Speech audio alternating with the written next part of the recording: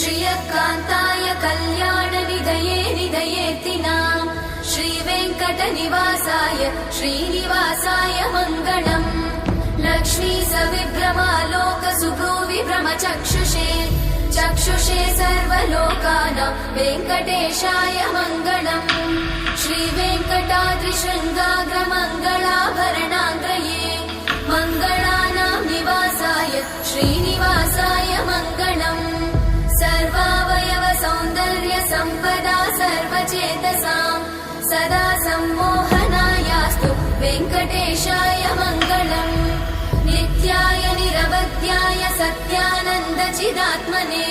सर्वान्तरात्मने श्रीमद् वेङ्कटेशाय मङ्गलम् स्वतः सर्वविदे सर्वशक्तये सर्वशेषिने सुलभाय सुशीलाय वेङ्कटेशाय मङ्गलम्।